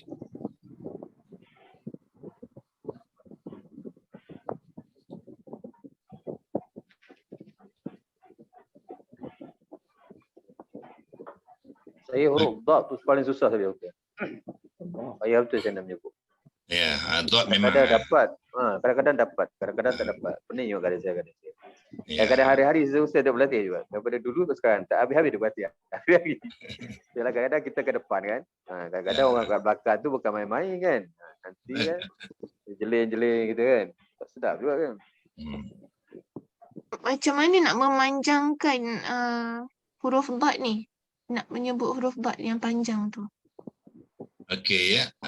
Sebab dot sifat lain dia ada apa? Ada rokhawah ya. Rokhawah tu apa maknanya? Mengalir. So mengalir tu bermakna juga dia selari dengan istitalah. So maknanya dia memanjangkan tu sambil dialirkan. Walau itu nampak. Walau dot tu dipanjangkan tu. Bukannya walau. Kalau walau itu tak ada panjang. Doktor, dia ada sifat yang tebak juga ke? Dia ada sifat yang tebak juga. Memanglah. Dia yang kepala tu memang ada yang. So dia ada maknanya masa menyebut tu dia ada berapa sifat sekali kena yang penting istitalah, itbaq, isti'la. Sebab dia huruf meninggi tu ya. So semua huruf sifat-sifat kuat ni kena kena beri perhatian lah. Rokhawah ya. Rokhawah dia, istitalah dia, itbaq dia dengan isti'la dia. Okey doktor. Doktor jawab yang Romana tanya tadi. Romana tanya tu macam mana cara teknik nak memanjang huruf dot. Panjangkan, jangan berhentikan dia. Kalau berhentikan dia tak cukup panjang lah. Dia istitalah tak dapat, rokhawah pun tak dapat. Walau ya. Pasal saya selalu kena bising sebenarnya doktor. Sebab bila kita baca macam itu, dia kata kenapa you nak muncul-muncul mulut? Huruf dot ni bukannya huruf pada bibir kata dia. Dalam je dia kata dia. Seolah macam kita menolakkan kita punya lidah tu mengenai kawasan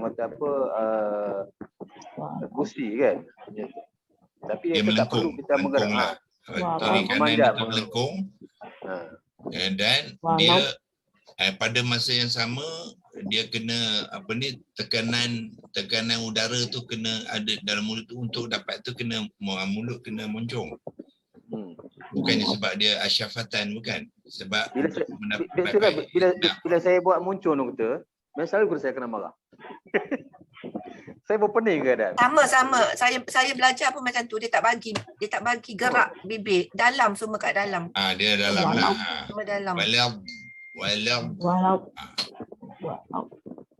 Memang tak dapat dunia. Dan macam nak muntah dah try. Memang 90-something% tak dapat. Yang ni memang susah lah sebenarnya. Susah sekali betul ya. Ayat ni memang Tapi yang pentingnya kita mula-mula kena faham dulu ya apa yang nak buat. Lepas tu kena usaha sampai dapat lah. Dapat ya.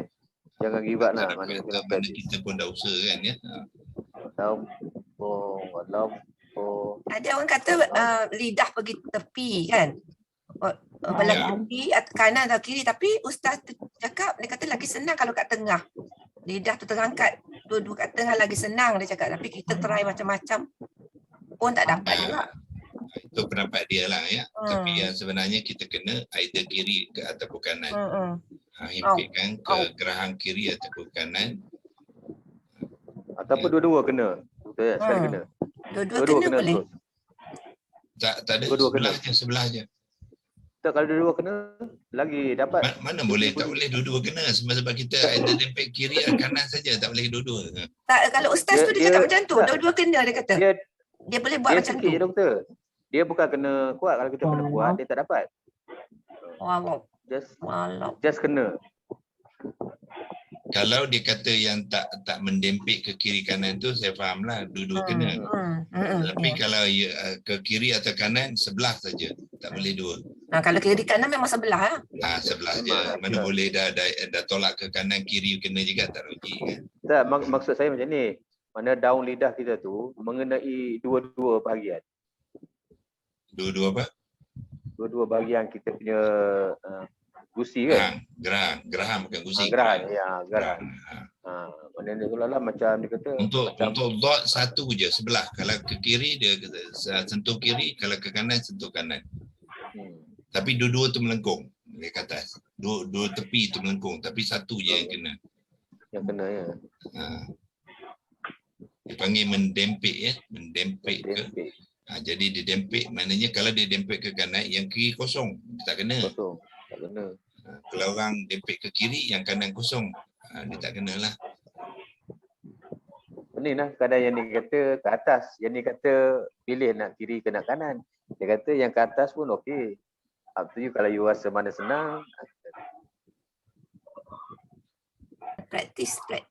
Yang pentingnya kita kena faham dulu ya, apa yang perlu buat tu, lepas tu praktis lah. Kalau yang kata kena kiri dan kena dua kiri dan kanan tu, itu macam tak berapa logik lah ya. Once kita dah dempit kanan, dia kena kanan lah, tak kena dah kiri. Dia macam kalau kena dua-dua tu doktor, dia bahagian tengah je, tengah daun lidah je. Bahagian tengah daun lidah yang tepi tu, bahagian tengah je. Kalau dia tak mendempit lah.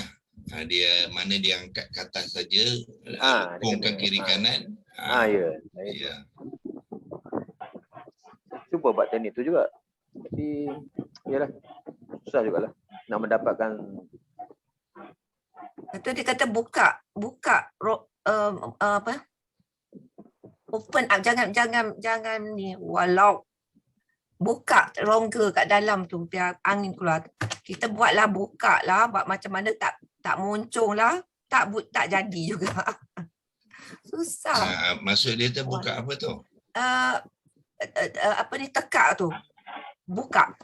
Jangan walau dia open up, dia kata kat dalam tu.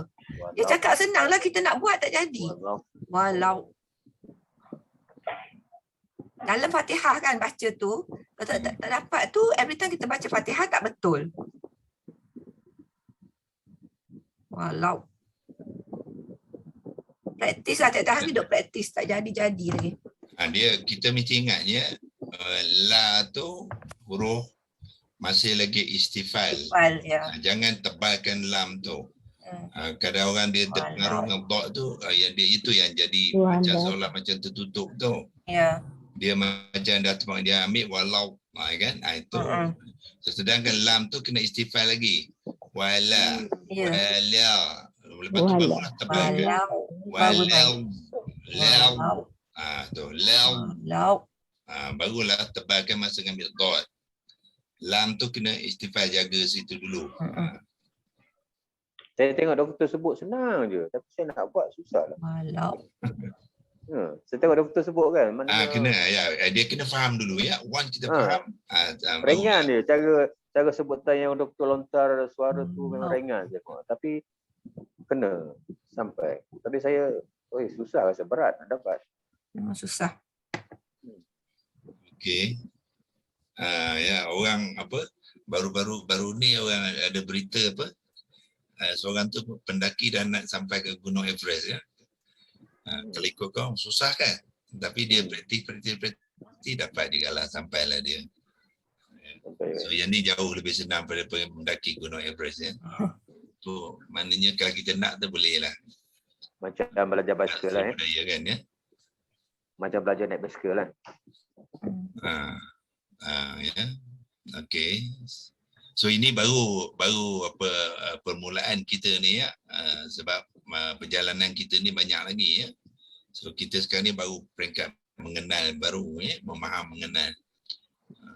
Pada ni barulah kita masuk ke tafsir dia dan tadabbur lagi kan, untuk menghayati ayat itu masih sebab tu saya kata learning Al-Quran tu is a journey ya, is a lifelong tu sebenarnya, berterusan. Memang dia macam macam lautan kan ya, banyak sangat benda pun dalam lautan tu kalau kita nak kaji. Lagi banyak belajar, lagi banyak tak tahu. And then betul. So lagi kita belajar baru kita kita tak tahu pun ni dulu. Itu ya hebatnya Al-Quran ni. Ya nak membahaskan Hamzah Qata' saja pun ya banyak tu kan ya. Belumlah Hamzah Wasal lagi ya, dan sebagainya. Ya. So, memang banyak ilmu dia tu. Itu dipanggil versatile ya, ilmu bahasa Arab Quran ni memang very so bila the more kita tahu nanti kita akan nampak kehebatan dia tu nanti.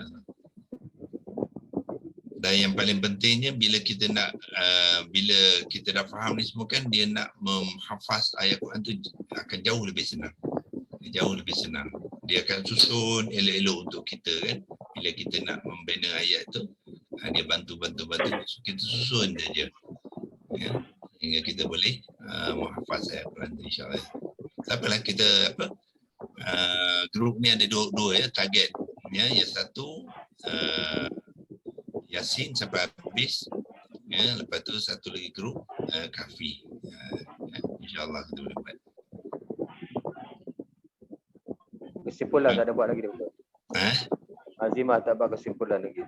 Puan Azimah. Tak apa.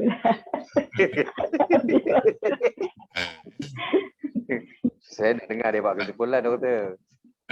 Tapi bagus ya, cuba tak apalah ya. Dia sepatutnya dia kena buat kesimpulan sekali ya. Kesimpulan dengan ibrah ya. Mungkin buat sekejap sebelum kita tutup.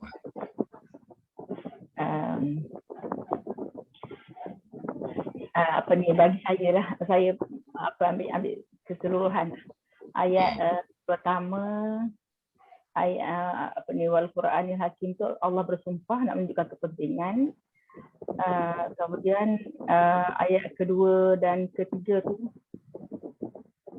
ayat ketiga dan keempat tu macam satu acknowledgement daripada Allah.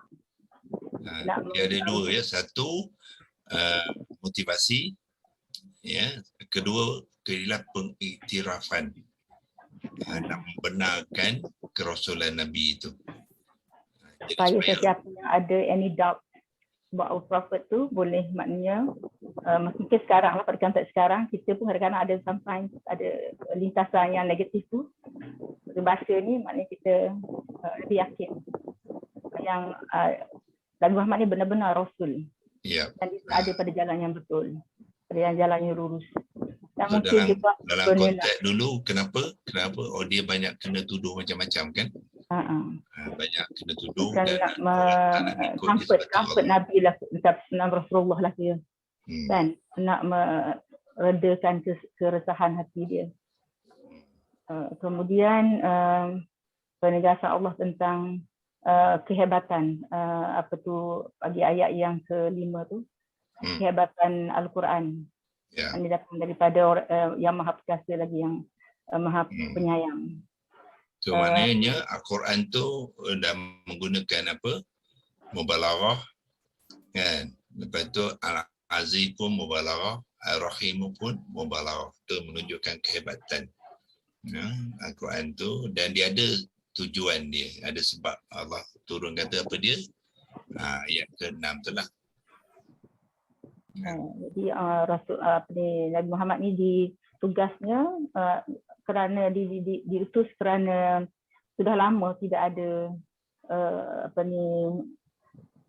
Rasul lah untuk memimpin, sehingga umat pada masa itu menjadi lalai. Macam kita jugalah kiranya, kita pun sudah lama, tapi peringatan zaman sekarang mudah sikit doktor kan, peringatan tu ada, cuma kita pilihan kita pun sebenarnya lalai ya, tapi lalai kita dalam bentuk lain ya. Lalai kita dalam bentuk lain sekarang.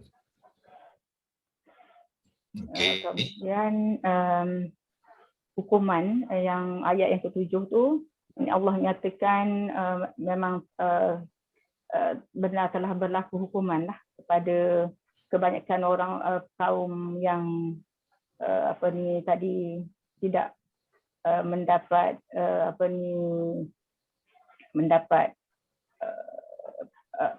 yang sudah lalai tadi, diturunkan hukuman bagi kebanyakan mereka, tapi mereka tetap tidak beriman.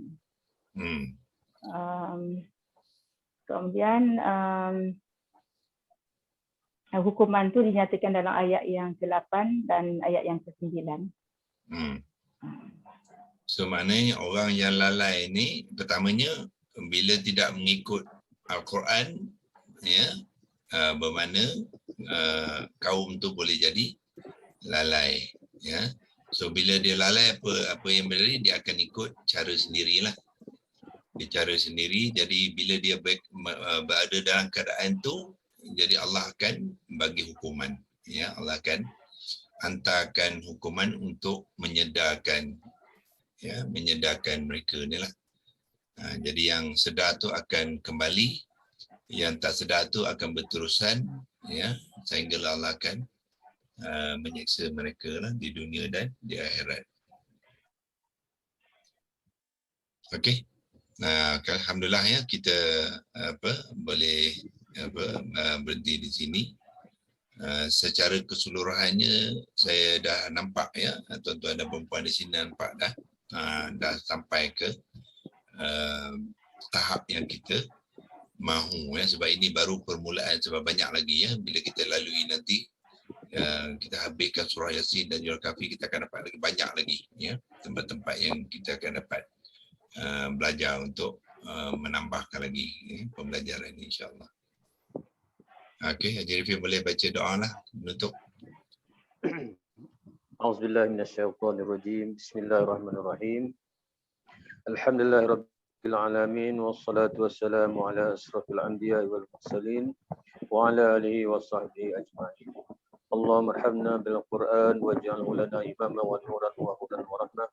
Allahumma zakirna minhu ma nasina wa alimna minhu ma jahilna warzuqna tilawatahu ana al-laili wa atrafan nahar waj'alhu lana hujjatan ya rabbal alamin. Wa sallallahu ala sayyidina Muhammadin wa ala alihi washabihi wasallam walhamdulillahi rabbil alamin. Taqabbalallahu minkum minna wa minkum taqabbal ya karim. Kahfi kita masih lagi membincangkan ayat 5 hingga 8 ya? Ya. So mana latihan belum lagi ya? Belum. Okey. Yasin tinggal Wan seorang lah ya? Wan. Okey. So mana kalau habis lepas Wan, mana Yasin dah boleh sambung ayat ke 10 hingga 12 lah ya. 10 hingga 12. Kahfi once kita habis tu dan kita buat nak buat latihan terus daripada 1 ke 8 ke elok je kan? Kali kot. Taufik panjang ayat-ayat tu. Yalah, dia panjang sikit lah ayat.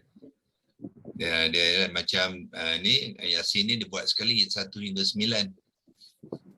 Boleh try. Bagus juga sebenarnya. InsyaAllah. Kan? Okey, yang ada sekarang yang kumpulan kafi siapa ya? Wan Nur Rashidah ya? Tak, saya 3 orang je, Doktor. Nur Rashidah Yasin ya? Arifin, lepas tu? Taufik tinggal 3, saya. Sabardin. Encik Azri dengan Haji Sabardin, 3 je. Sabardin, 3 ya? Oh, Arifin Yasin ya? Arifin jangan sebut ke tu, Arifin Yasin tu. Yasin ramai. Yalah, Ridwan dia sebab dia kerja, dia kata malam dia tak dapat. Azri sebab dia tak sihat hari tu, dia berhenti kejap, dia kata. Sabardin, Haji Sabardin lama saya tak nampak dia lah, Doktor. Dia siapa? Dia operate hari tu kan? Tak, Haji Sabardin ada. Oh, Sabardin ada. Ada. Malam ni dia tak ada, selalu dia ada. Dia ada, tapi dia tutup kamera kot. Saya tak nampak dia. Tak ada, nama tak ada. Tak ada. Okay, malam ni dia tak dapat agaknya. Okey, wabillahi taufiq wal hidayah. Wassalamualaikum warahmatullahi wabarakatuh. InsyaAllah kita jumpa lagi. Waalaikumsalam warahmatullahi wabarakatuh. Terima kasih Doktor. Terima kasih kawan-kawan semua. Terima kasih Doktor. Terima kasih semua. Oh ya. Assalamualaikum.